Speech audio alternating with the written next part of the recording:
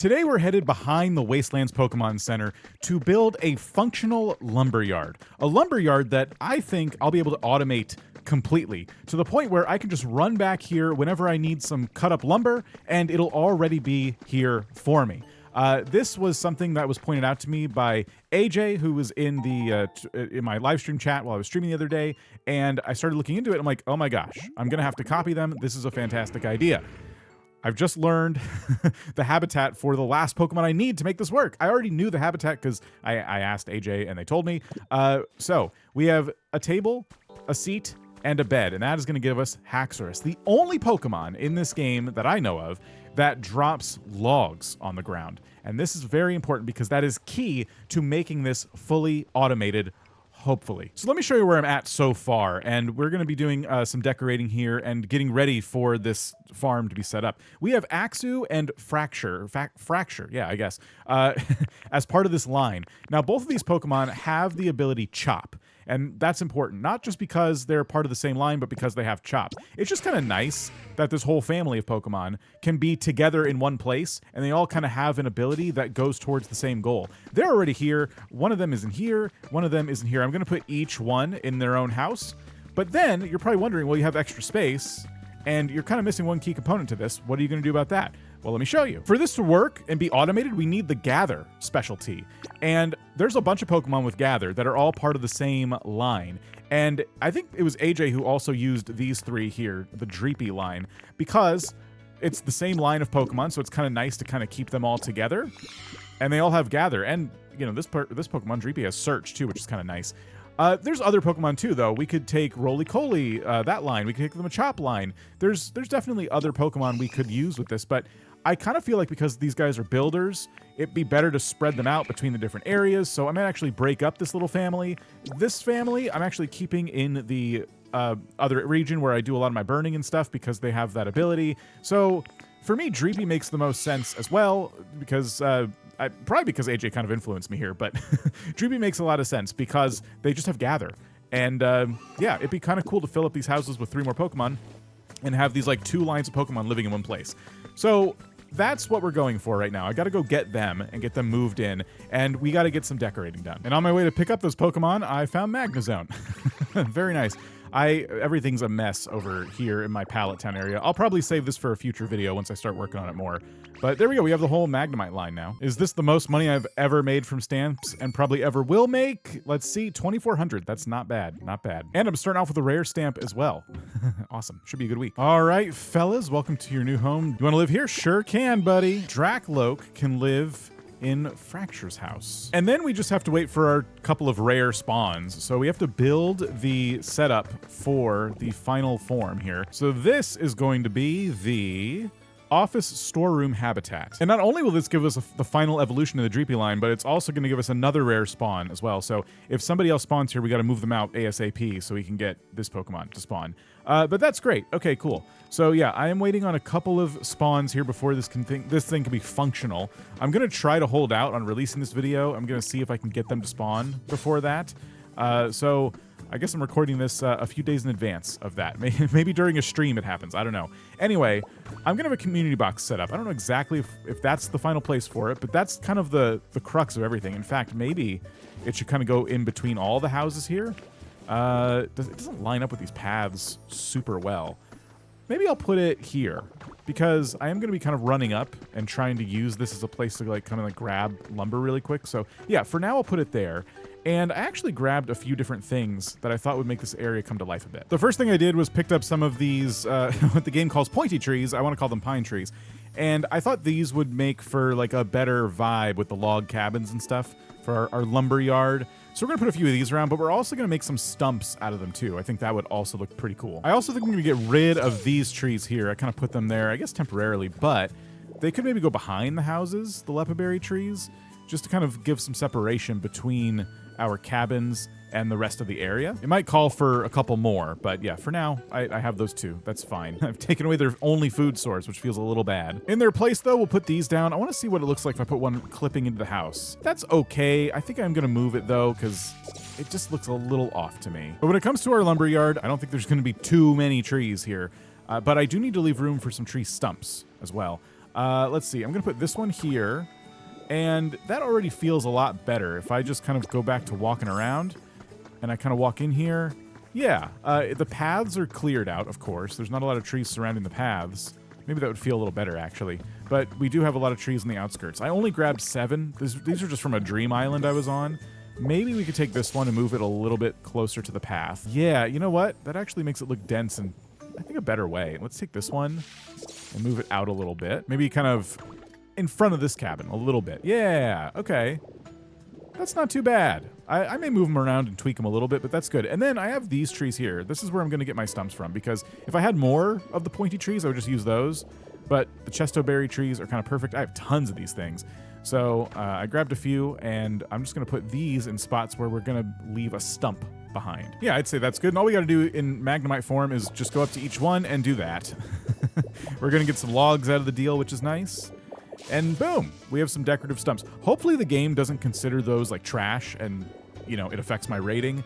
I don't think 3 stumps is going to do that much, but I'm always a little bit worried about that. Next up, let's get some street lights in here. I'm going for the mushroom ones, not because I don't have electricity. I have plenty of options in the electricity department, but these just match the vibe of this area too well not to use them, right? They're just so good. I'm debating, do I put them on the path or just off the path? Probably just off the path, like that. And we want one maybe over here. How about on the corner? Kind of like that. The trees kind of clipping into it, which actually looks kind of cool. Let's move this one. I didn't like the one by the entrance. I'm actually worried about placing too many now. Maybe just 2 is enough for this spot. Oh, a couple things just happened. My environment level in this area finally went to 10, which is a first. This is the first area I've gotten to 10, and we're about to get a new Pokemon, too. It is Igglybuff. Okay. Now there's only one more Pokemon this habitat can provide. It looks like tree stumps are kind of turning out to be good luck. I got my level 10 environment. This tree stump habitat is providing us a lot of new Pokemon. Anyway, the only reason I left in the first place was to grab Smeargle, who's been just having to move constantly, which feels pretty bad. I feel like I shouldn't have to constantly move Pokemon around like this, but Smeargle's just too valuable. Having somebody who can paint, it's just really good when you're doing projects like this to have them at your side at all times. All right, well, let's take a detour and see our rewards for getting level 10 at the Withered Wasteland. That is awesome to see. Shop is giving us all kinds of cool stuff. First of all, always buy your rare Pokemetal, no matter what. Got a recipe for a berry table. I was complaining about lighting recently, and this is a really cool lamp, the berry hanging lamp. I'm gonna take this for sure. Overall, nothing in there to write home about just yet, but maybe once I have other needs arise, it'll be pretty helpful to have this place at level 10. Hopefully I can keep it at level 10, because that is going to be tough given how much renovation I'm probably going to be doing. Am I going to get this in time? Definitely not. Nope. As a tip, Magnet Rise has its pros and cons when you're looking for artifacts. Anyway, Smeargle is here for a couple of reasons. I have some stuff I want to dye, starting with these cabins. I don't know if I want them to all look exactly the same, and I wanted to see what my options would be if we started to paint them. So there's actually 3 areas you can paint. You can paint the roof, you can paint the siding, and you can paint the door. So let me just kind of play around with these for a bit and see what options we have. I think for this first one, we'll go with a cyan roof and door and red siding. I actually kind of dig that. I don't know, it's interesting. I'm trying to take more risks when it comes to adding color to places. Let's see how it ends up looking. This doesn't take long at all. Just kind of paints for a sec. And I'm trying not to do a cut here. There we go. Yeah, really quick. You know, I'm gonna say I like that. Let's go over to this one. I did see there's a few choices for the siding that actually look really good. Like with this one, if I just give it a yellow roof and the brown siding, kind of darkening the siding, and just keep the door yellow, I think that looks pretty nice. Yeah, I would say that fits in pretty well. Does it fit in with this? I don't know. I still might change this one. I'm gonna try to just live with my choices. And then let's do this last one. Something about this combo kind of speaks to me. It's a gray door, a brown siding, and then the purple roof. You know what? Let's try it. Okay, do I like it? I gotta be honest, having some other colors back here does feel better. Do the colors make sense? Well, the yellow kind of matches the mountains that are around us. The cyan kind of matches like the tops of these trees a little bit. The purple, you know what, ironically, the purple kind of looks the best to me, but it doesn't I don't think it really matches any of the other environment. You know what? Maybe it matches these trees a little bit. These trees have some, like, I'll go out on a limb and say purple hues to them, maybe. I'm gonna live with this for a little bit. Let me know in the comments, do you like these color combos? And if I haven't changed them by the time I post this video, and your comments convince me that it's ugly, ugly, ugly, ugly, then I'll go ahead and make some other changes. Anyway, the next thing I wanna do is make an archway to this place, just an archway kind of entrance. And we're going to be using the same trick that I used by my house with the pergola we made. And I think this is going to look kind of cool. Let me get into this form real quick and see if we can connect these. Hopefully this looks pretty cool. So this is kind of like the basic idea of it. Yeah, I like this a lot. And I found these banners recently. I just had them dyed. And I thought putting these on the front would look pretty cool. Again, just kind of adds to the entryway. I picked a couple colors that I felt like, I don't know, matched a lumberyard. And I also grabbed a few more things. These paths here, I haven't used these too much. I kind of wondered if placing too many of them would make it look bad, like make our dirt paths look a little bit, I don't know, just not good. So I thought, what if I did that as just kind of an entrance at least, see how I like it? And I'm gonna keep it for now. I think that's kind of cool. I have more goodies though. I took these tools. I don't know if this will work, but let me just see. Yeah, that's what I thought. So they're not leaning against the pillar, and I was expecting that to be the case. But we could definitely have a cart by the entrance and maybe do our whole thing. I feel like I've used a combination of these items a few times now, but you know, that's such a good item. They look so good. And I don't have access to a lot of stuff at the moment, so we're going to do that by the entrance as well. I'm going to throw down a little sign on the other side, and this is going to say, let's pretend it says, you know, free lumber, I guess. This is for me anyway. On my quest to continue cluttering this place up, I grabbed some driftwood. I thought putting it back here, somewhere tucked in the corner, would just kind of help with the aesthetic. The crates, the weathered crate and the regular crate, both fit right under the roof of these cabins, just like that. You can still stack them and have them clip in, but yeah, I think putting just one or two here and there is good. And one thing I've been trying not to do is move this habitat, but it turns out I put this in a really bad spot because I need to do something with this corner. I don't know if this is going to decrease the odds of this rare Pokemon spawning, but I'm just going to put it out here where it's out of the way of the actual build we're working in. And it's just temporary, but we're going to put it like right over here. There we go. All right, so now Haxorus can spawn there, and we're good. And I can go back here and do what I wanted to do, which was place a bonfire. Yes, the best thing you could possibly do when you are dealing with a lot of, you know, wood and foliage is have a big fire just going at all times. I don't have any fire types with me right now to light it, and the rain will probably take it out anyway. I mean, it's kind of underneath the cliffs. I could get clever and like bring these cliffs up here out so it's protected, but I don't know, even not having it lit, it kind of looks cool. And the fences that are over here were already here for me, and I'm trying to decide if I want to keep them, extend them, get rid of them. I'm trying to decide if I want to put fences around this. I could even put a gate if I really want to and kind of really close this area off. I think everything on the other side of the little waterway, I'm just going to leave alone for the time being. I need to fix up this crafting area, and of course now I have junk out here waiting for Pokemon to spawn.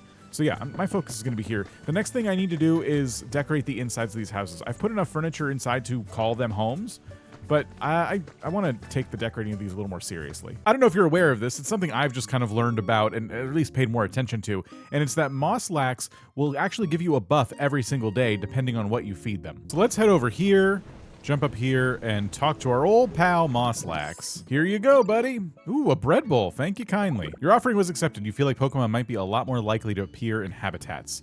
That is exactly what we wanted. And the reason I chose the bread bowl was because something I read on the internet seemed to suggest that if you give Snorlax or Mosslax a better food, that results in a better buff, right? So, ooh, what's Smeargle curious about? Oh, I was hoping somebody was spawning here, but nope, Smeargle just likes old, wet cardboard boxes. Anyway, that was another classic distraction. I said I wanted to work on the interiors of these houses, so let's get that going. We'll start with the baby Pokemon first, and I'm just now realizing that I haven't checked to see what they like. They might want conflicting things in their environment. I should probably look into this a little bit more deeply. So Dreepy likes a humid habitat, and Axu likes a dark habitat.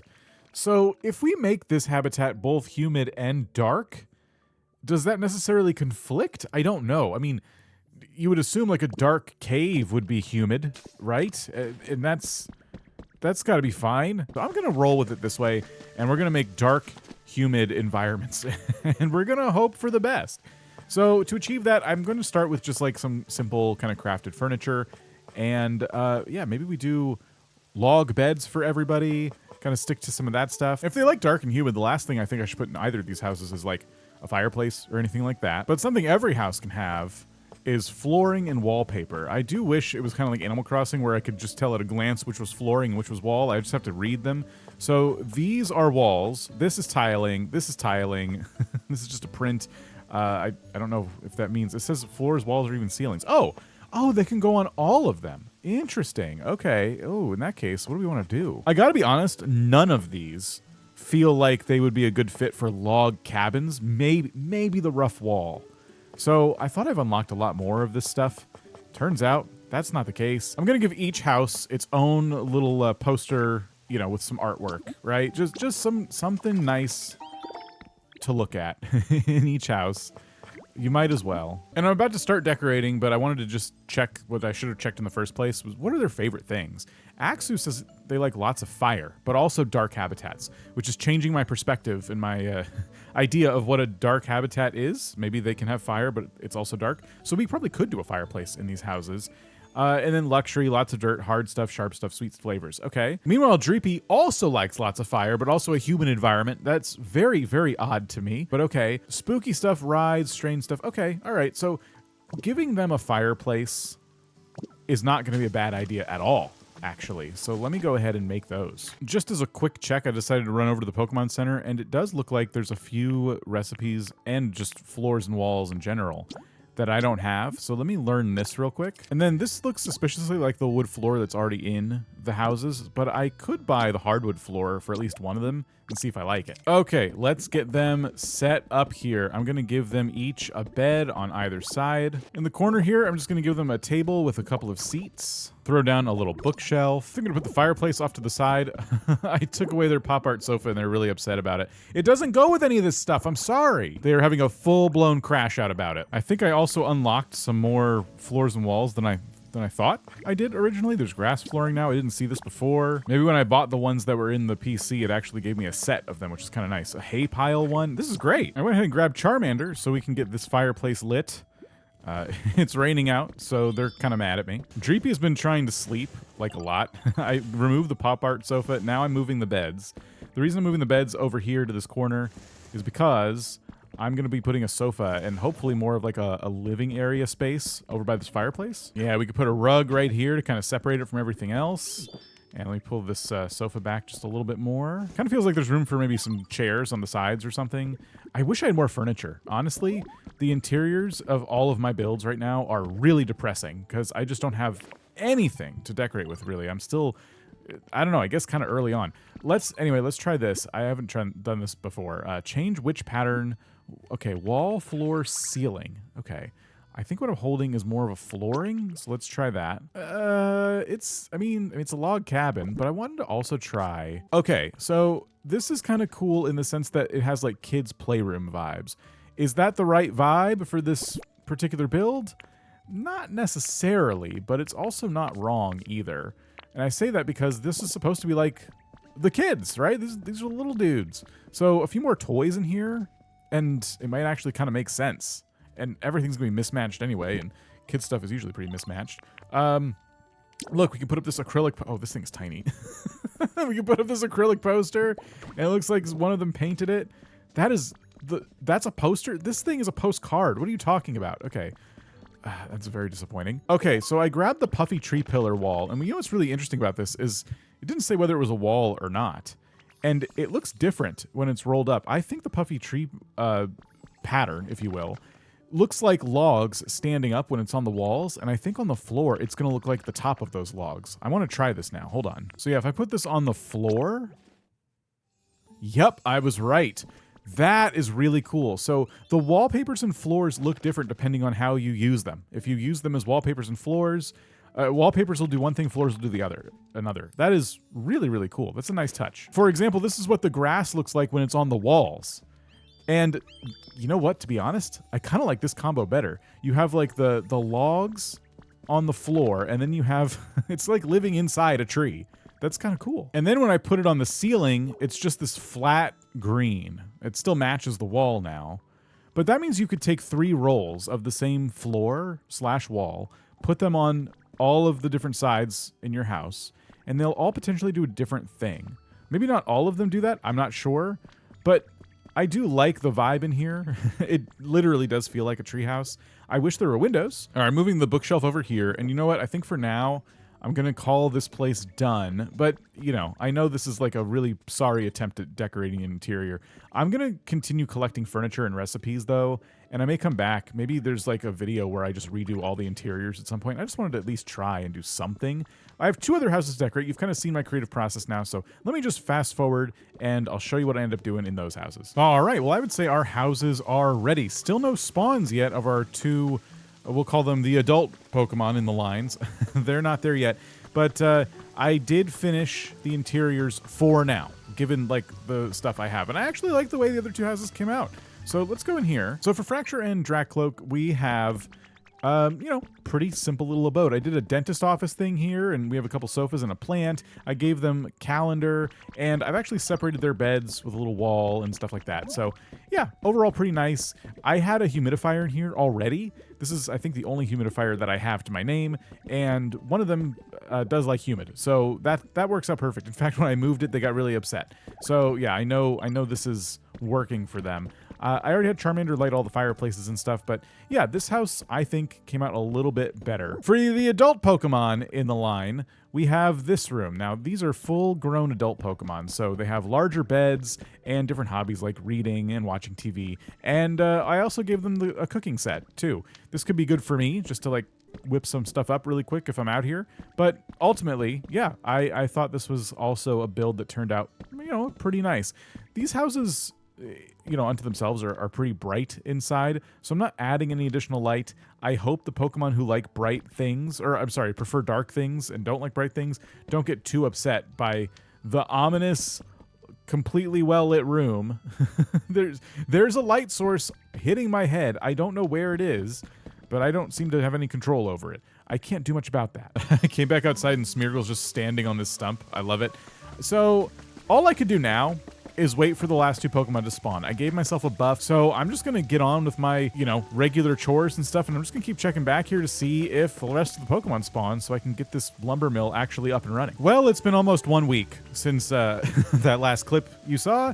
I'm not kidding. That's how long it took me to actually spawn in all the Pokemon I needed, but they're all here now, and my plan can finally come together. So let me just show you who's all here. So living in these 3 houses are Axew, Fracture, Haxorus, and then Dreepy, Dracloak, and Dragapult. Hopefully I'm saying all their names correctly. And the reason for these groups is because of the various things that they kind of do. Haxorus happens to be the only Pokemon in the game that actually litters logs. And as you can see here, it's working. So that's 7 logs I have so far. Now, I'm still learning the mechanics of how the dropping of litter kind of works. But these 7 logs that I've gotten so far, it's a far cry from what I was expecting to get upon visiting. What I was expecting was to see the community chest out there actually kind of full of logs, hopefully, and then in turn lumber, because we also have Pokemon here with the chop ability. The whole idea behind this is that I'm supposed to be able to get like automated lumber production. As you can see though, there's nothing in this community bin. Nothing. The 7 logs were over here. So because Haxorus lives in this house, I assume that's why the logs are dropping so close to this actual house here. So what I'm gonna do is actually take this, even though I like it here, and I'm going to move it closer to the house. And the idea, again, is that the logs are going to drop, and then other Pokemon are going to see that there's stuff in here, and if their job is to, say, chop logs, they will go in and they'll chop the logs. And I should be able to come back, and people should be offering me lumber like mad. Now, it's raining, everyone's inside. Maybe there's a chance if I walk up to them, they'll offer me lumber? No, not really. They don't really have much to say to me. I hung up this bulletin board, by the way. Yeah, they don't really have much to say. No one's even home here. So, okay, great.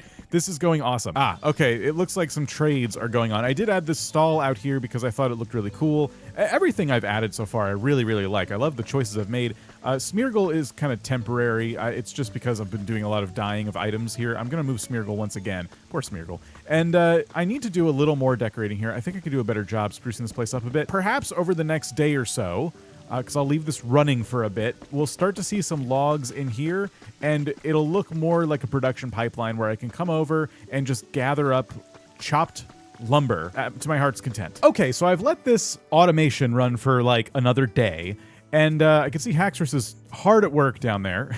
That's encouraging. I'm about to fly down here for the first time and just see if anything was left for me or if this was a complete and total failure. We also have some more decorating to do, and I grabbed some more foliage and things like that. It appears that there is nothing in my community bin. That is, that's even worse than before, where I found like 7 logs here. So, I don't think I'm very good at this. I think it's user error. I'm pretty sure this can work because I got it to work in other contexts. But yeah, no indication from Haxorus as to where the logs are. But even though they don't deserve it, I'm going to do a little more decorating. Who knows? Maybe that'll encourage them a bit more. Show them that I do care about this place. I do want to see some progress here. I'll be back. I'm not going to abandon them. Also, I found this new hairstyle. I wasn't recording at the time, but it's actually one that I like. I'm going to roll with this from now on, even though for most of the game... Oh, here's some logs. I found them. Most of the game, I've been rolling with one of the default ones. I'm at my storage gathering up some extra paint, and I'm also going to grab a few stacks of logs. Now, the reason I'm grabbing these is because I'm realizing if my automation doesn't work, maybe it can be at least semi-automated. I have been adding some foliage and stuff. I added this gate here, but I think the reason this isn't working is because these Pokemon are allowed to kind of come and go as they please. And when you have like a community chest like this, it really helps to have it centered around a lot of habitats in a very small area. And I've kind of spread everybody out a little bit further than you'd probably want for like an automated system. However, again, if I can make this work by just dumping the logs, I put these 8 in here myself. If I could just make this work by dumping the logs in here and Haxorus or whoever else can chop goes there once in a while and chops them up, that's still really helpful. In an ideal world, what's supposed to happen is that gatherer Pokemon like Dreepy and that whole line should be putting the logs that Haxorus drops into this community chest. And then everybody in the Haxor line should come up to this community chest and start chopping. I can force Haxor to do it by doing this and looking at the chest, and Haxorus will be like, oh, leave this to me. But what we're hoping for is that I can leave, play the game, go in other areas and stuff, and then once in a while check here and just this work will be done for me. And then they'll all come up to me when I come by and be like, hey, I got that lumber for you. I will show you how this works in an area that I want to show off in a future video, but I'm not going to spoil the whole area, but I will show you one successful automation I did. So this is my Skylands area, and as you can see, as soon as I walk up to this place, I'm already getting accosted by Pokemon who want to give me paper and iron and things like that. That is because in this little area down here, I have created an automated system whereby some Pokemon will litter, other Pokemon will gather up that litter, and then they will give me the results of processing that litter into iron, paper, and things of that nature. If we check in this box, tons and tons of waste paper have been collected already by my gathering Pokemon. And the difference between this area and the little cabin logging area we've made is that everybody here lives in an open plot. You know, Coughing lives in this little grass plot. And someone else is going to spawn in this trash collecting site, hopefully in the future. Duskull lives here. We have Beldum, who lives here. Porygon lives over here. So all these Pokemon have their role, and they're all crammed in this little area. Now, there is a gate. They can come and go. It could probably be even more efficient if I trap them in here, but I don't want to do that because it's already, like, crammed enough. But that's kind of what I did, and I'm deliberately not panning my camera around because I'm going to be showing off. I've been doing a lot of work here. If you've been watching the live streams, I'm going to be showing this off in a separate video. But yeah, I'm very proud of this. And here's the thing. I don't want all of my builds to look like that in the name of efficiency. I don't think that's very fun. I don't think it's a fun way to play, to cram everyone together, to not take advantage of these awesome little prefab homes that we get. So I'm not going to do that for this one. And it might mean that I get less lumber, but also lumber is not that difficult to come by. Iron stuff, it's nice to have that automated. This is cool if I can get it to work.